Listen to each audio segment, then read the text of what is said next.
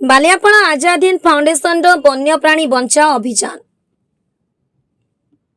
ପ୍ରାପ୍ତ ସୂଚନା ଅନୁସାରେ ଦିନକୁ ଦିନ ବଢ଼ି ଚାଲିଥିବା ରୌଦ୍ର ତାପକୁ ଧ୍ୟାନ ଦେଇ ବନ୍ୟ ପଶୁପକ୍ଷୀଙ୍କ ଖାଦ୍ୟ ଓ ପାଣିର ବ୍ୟବସ୍ଥା କରିବା ପାଇଁ ଅଣ୍ଟା ଭିଡ଼ିଛି ବାଲେଶ୍ୱର ଜିଲ୍ଲା ବାଲିଆପାଳର ଆଜାଦ ହିନ୍ଦ ଫାଉଣ୍ଡେସନ। ସୂଚନା ଅନୁସାରେ ଅଧ୍ୟକ୍ଷ ସନାତନ ଗଙ୍ଗେଇ ଓ ସମ୍ପାଦକ ବିଶ୍ୱରଞ୍ଜନ ସେଠୀଙ୍କ ନେତୃତ୍ୱରେ ସଂଗଠନର ସଦସ୍ୟମାନେ ବାଲିଆପାଳଠାରୁ ପ୍ରାୟ 35 କିଲୋମିଟର ଦୂର ବସ୍ତା ବ୍ଲକ ଅନ୍ତର୍ଗତ ଖୁଣ୍ଟା ସାରସମୂଳା ଜଙ୍ଗଲରେ ପଶୁପକ୍ଷୀଙ୍କ ପାଇଁ ଖାଦ୍ୟ ଓ ପାଣିର ବ୍ୟବସ୍ଥା କରିଥିଲେ। ପ୍ରକାଶ ଥାଉକି ବିଶ୍ୱ ହିନ୍ଦୁ ପରିଷଦ ବାଲିଆପାଳ ଶାଖାର ଅଧ୍ୟକ୍ଷ ଶ୍ରୀହରି ଚରଣ ମଣ୍ଡଳ ଓ ବାଲିଆପାଳ ନାରୀ ସଂଗଠନ ଶ୍ରଦ୍ଧାର ନେତ୍ରୀ ସଞ୍ଜୁବାଳା ଦାସ ଅଧିକାରୀ ମଧ୍ୟ ନିଜ ସାଥୀଙ୍କ ସହ ଏହି ପୁଣ୍ୟ କାର୍ଯ୍ୟରେ ଅଂଶଗ୍ରହଣ କରିଥିଲେ। ପ୍ଲାଷ୍ଟିକ ନିର୍ମିତ ବଡ଼ ବଡ଼ ତାଟିଆରେ ପାଣି ବା ଖୁଦ, ଚାଉଳ, ବାଜରା, ଗହମ ଆଦି ନାନା ସଦସ୍ୟମାନଙ୍କ ଦ୍ୱାରା ଜଙ୍ଗଲର ଭିନ୍ନ ଭିନ୍ନ ସ୍ଥାନରେ ଉଚ୍ଚ ଗଛ ଡାଳରେ ଝୁଲେଇ ଦିଆଯାଇଥିଲା। ଏହାସହ ପଶୁମାନଙ୍କ ନିମନ୍ତେ ମୁଢ଼ି ଓ ଅନ୍ୟାନ୍ୟ ଖାଦ୍ୟ ସାମଗ୍ରୀ ଭିନ୍ନ ଭିନ୍ନ ସ୍ଥାନରେ ଜଙ୍ଗଲ ଭିତରେ ରଖାଯାଇଥିଲା।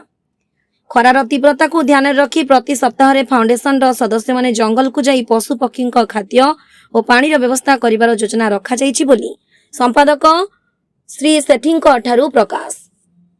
ଏହି ଅଭିଯାନରେ ଉପରୋକ୍ତ ବ୍ୟକ୍ତିଙ୍କ ସହ ଦୀପ୍ତିରାଣୀ ଜେନା, ସୁମତି ଦଳେଇ, କାଞ୍ଚନବାଳା ଦାସ, ସୁମିତ୍ରା ସାହୁ, ସଞ୍ଜିତା ଜେନା, ବନ୍ଦିତା ରଙ୍ଗ, ଅନନ୍ତ କର, ସଞ୍ଜୟ ପରିଡ଼ା, ପ୍ରଦ୍ୟୁମ୍ନ ମହାଳିକ, କମଳ ସାହା, ମଦନ ମୋହନ ଦାସ, ପ୍ରଭାତ ରଞ୍ଜନ ଦାସ, ମଦନ ମୋହନ ଧଳ, ଭୋଳା ସିଂ, ଗୋପାଳ ଭାଇ, ବିକ୍ରମ ଦେ, ଦେବଦତ୍ତ ଦାସ, ସଞ୍ଜୟ ଦାସ, ଅରୁଣ କୁମାର ଜେନା, ଚନ୍ଦ୍ରକାନ୍ତ ଦାସ, ଦୀପକ ରାୟ ପ୍ରମୁଖ ଯୋଗ ଦେଇଥିଲେ।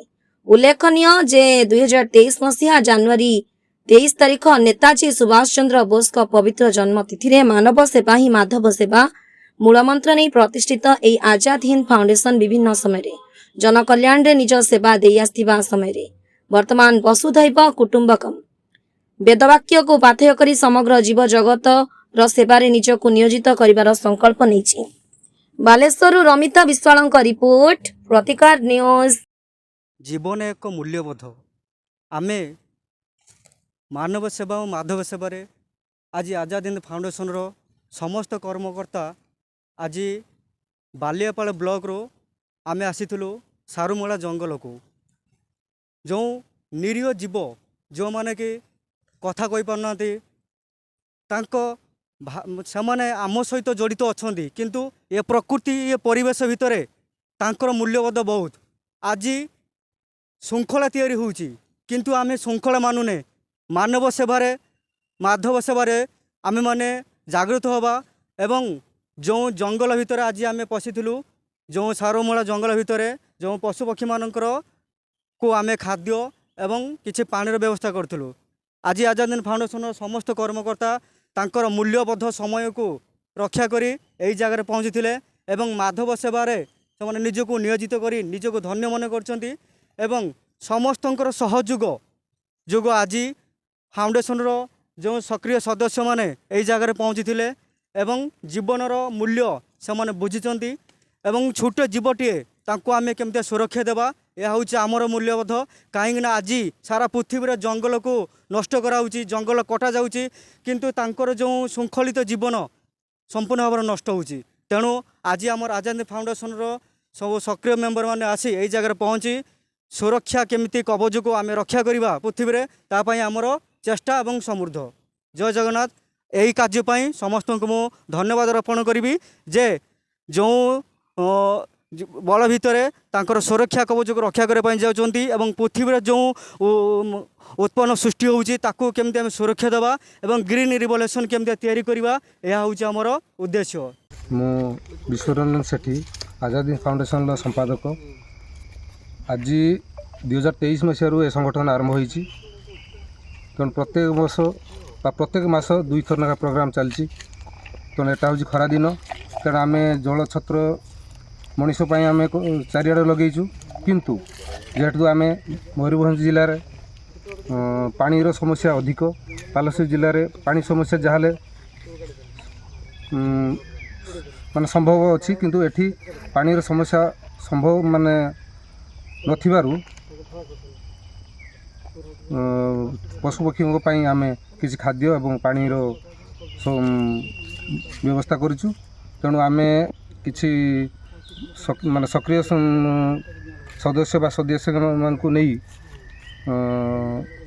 ପାଖାପାଖି 20-25 ଜଣ ଆମେ ଆସିକି ପହଞ୍ଚିଛୁ ଏବଂ ଏଠାରେ କ'ଣ ହାତୀମାନଙ୍କର ମଳ ପଡ଼ିଥିଲେ ମଧ୍ୟ ଆମେ ଡରରେ ରହିକି ମଧ୍ୟ ଆମେ ଏଠି କିଛି ଜଙ୍ଗଲ ଭିତରେ ଆମେ ଦାନା ବା ଖାଦ୍ୟ ବ୍ୟବସ୍ଥା କରୁଛୁ ଏବଂ ଆଗକୁ ମଧ୍ୟ ପ୍ରତ୍ୟେକ ମାସ ପ୍ରୋଗ୍ରାମ ରହିବ। ମୋ ନାମ ହେଉଛି ସଞ୍ଜୁଳା ଦାସ ଅଧିକାରୀ। ମୁଁ ଆଜାଦ ହିନ୍ଦ ଫାଉଣ୍ଡେସନ୍ ବାଲିଆପାଳ ବାଲେଶ୍ୱରରୁ ଜଣେ ସଭ୍ୟ ଭାବରେ କିଛି ଦିନ କାମ କରୁଛି। ଏ ଆଜାଦ ହିନ୍ଦ ଫାଉଣ୍ଡେସନ୍ର ଲକ୍ଷ୍ୟ ହେଉଛି ସମାଜ ସେବା କରିବା ଏବଂ ଅସହାୟ ଗରିବ ଲୋକଙ୍କୁ ସହାୟତା ଦେବା ଆମର ଲକ୍ଷ୍ୟ।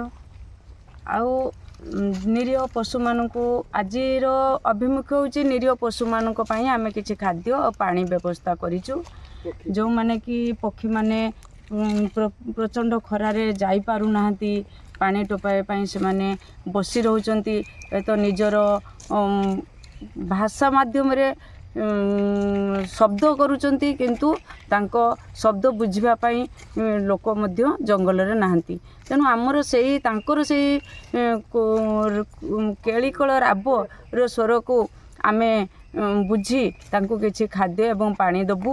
এই ପ୍ରଚଣ୍ଡ ଖରାରେ ସେମାନେ ଶାନ୍ତିରେ ଡାଳରେ ବସି ଖାଇବେ। ଏଇଥିପାଇଁ ଆମର ଆଜି କାର୍ଯ୍ୟକ୍ରମ ପ୍ରୟାସ ରହିଚାଲିଛି। ଆଜି ମଧ୍ୟ ଆସିଛୁ, ଆମ ସାଥିରେ ଭାଇ ଭଉଣୀ ମଧ୍ୟ ଉପସ୍ଥିତ ରହିଛନ୍ତି। ଏଇଭଳି ମଧ୍ୟ ଆଗକୁ ଆମେ କାର୍ଯ୍ୟ କରିବୁ ବୋଲି ସିଦ୍ଧାନ୍ତ ନେଇଛୁ। ମୋ ନାମ ଶ୍ରୀହରିଚରଣ ମଣ୍ଡଳ। ମୁଁ ବର୍ତ୍ତମାନ ବାଲିଆପାଳରେ ରହୁଅଛି ଏବଂ ଆଜି ଆମର ଆଜାଦ ହିନ୍ଦ ଫାଉଣ୍ଡେସନ୍ ବାଲିଆପାଳ ବାଲେଶ୍ୱରର କାର୍ଯ୍ୟକର୍ତ୍ତା ସହିତ ସାରୁମୂଳା ଜଙ୍ଗଲକୁ ଆସିଛୁ। ଜଙ୍ଗଲରେ ଥିବା ପଶୁମାନଙ୍କୁ ପକ୍ଷୀମାନଙ୍କୁ ବିଶେଷ କରି ପକ୍ଷୀମାନଙ୍କୁ ପାଣି ଏବଂ ଖାଦ୍ୟ ଦାନା ବାଜରା ଗହମ ଚାଉଳ ଇତ୍ୟାଦି ଦାନା ଏହି ପାତ୍ର ମାଧ୍ୟମରେ ଗଛରେ ଲଗେଇକି ଜଙ୍ଗଲରେ ଲଗେଇକି ତାଙ୍କୁ ଖାଇବାକୁ ଦେବାର ଖରାଦିନରେ ଏକ ଛୋଟ ପ୍ରୟାସ କରାଯାଇଛି। ପୂର୍ବରୁ ମଧ୍ୟ ବିଭିନ୍ନ ସମୟରେ ଡାକ୍ତରଖାନାରେ ଥିବା ରୋଗୀ ଏବଂ ସେମାନଙ୍କର ଆଟେଣ୍ଡାଣ୍ଟମାନଙ୍କୁ ମଧ୍ୟ ଆମର ଏଇ ଆଜାଦ ଫାଉଣ୍ଡେସନ୍ ତରଫରୁ ମଧ୍ୟ ବିଭିନ୍ନ ସମୟରେ ଦିଆଯାଇଛି ଏବଂ ମାନବ ସେବା ହିଁ ମାଧବ ସେବା ଏହାର ମୁଖ୍ୟ ଉଦ୍ଦେଶ୍ୟ। ଏବଂ ଆଜାଦ ହିନ୍ଦ ଗଠନ କରିଥିବା ଆମର ସୁଭାଷ ଚନ୍ଦ୍ର ବୋଷଙ୍କର ଅନୁପ୍ରେରଣାରେ ଏହି ସଭା ଆମର ଏହି କାର୍ଯ୍ୟକ୍ରମ ଆରମ୍ଭ ହୋଇଛି ଏବଂ ଆଗାମୀ ଦିନରେ ଆମର ଉଦ୍ୟମ ଆହୁରି ଅନେକ ସଂଖ୍ୟାରେ ସଦସ୍ୟ ବଢ଼ିବେ ଏବଂ ଆଗାମୀ ଦିନରେ ଆହୁରି ଏମିତି କାର୍ଯ୍ୟକ୍ରମ ସବୁ ଆମର ଚାଲୁ ରହିବ ଏବଂ ମୋତେ ଉପଦେଷ୍ଟା ଭାବରେ ସେମାନେ ମାନି ନେଇଥିବାରୁ ମୁଁ ନିଜକୁ ଧନ୍ୟ ମନେ କରୁଛି ଏବଂ ସେମାନଙ୍କୁ ମଧ୍ୟ କୃତଜ୍ଞତା ଜଣାଉଛି।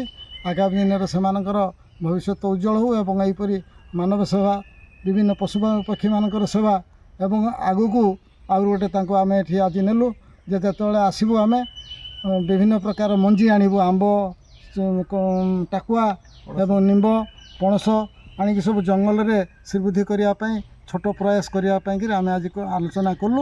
ପରବର୍ତ୍ତୀ ସମୟରେ ଏଇଟା ଆମେ କରିବୁ। ଆଉ ଆନୁଷଙ୍ଗିକ ଭାବରେ ବର୍ଷା ଦିନ ପୂର୍ବରୁ ମଧ୍ୟ ଆମର ବାଲିଆପାଳରେ ଥିବା ବିଭିନ୍ନ ରାସ୍ତା କଡ଼ରେ ଗଛ ଲଗାଇବା ପାଇଁକି ଆମେ ଚେଷ୍ଟା କରିବୁ। ଆଜିର ମଧ୍ୟ ମୁଁ ଭାବୁଛି ଏହା ଆମେ ନିଶ୍ଚିତ ଭାବରେ କରିପାରିବୁ। ତା ପୂର୍ବରୁ ଏ କଥା ଆଗରୁ ଜାରି ରହିଥିଲା ଏବଂ ବ୍ୟାପକ ଭାବରେ ଧୀରେ ଧୀରେ ଏଗୁଡ଼ାକ କରିବା ପାଇଁ ଆମେ ଚେଷ୍ଟା କରୁଛୁ। ପିଲାମାନେ ସମସ୍ତେ ଏକତ୍ରିତ ହେଉଛନ୍ତି। ଧୀରେ ଧୀରେ ଗୋଟେ କଥା ଏକା ଦିନରେ ହୁଏ ନାହିଁ। ଯେହେତୁ ଆଗରୁ କିଛି ନଥିଲା, କିଛି କରିବା ପାଇଁକି ଯେତେବେଳେ ମନପ୍ରାଣ ଆବେଗ ସୃଷ୍ଟି ହେଇଛି ନିଶ୍ଚିତ ଭାବରେ ଆଗାମୀ ଦିନରେ ସେଇଟା ଫଳପ୍ରସୂ ହେବ। ଏ ନିଶ୍ଚିତ ଭାବରେ ମନ ଚାହିଁଲେ ଶାରୀରିକ ମାନସିକ ଆର୍ଥିକ ବଳ ରହିଲେ ବା ମନୋଭାବରେ ରହିଲେ ସବୁ କାମ ସୁଚାରୁ ରୂପରେ ହୋଇପାରିବ।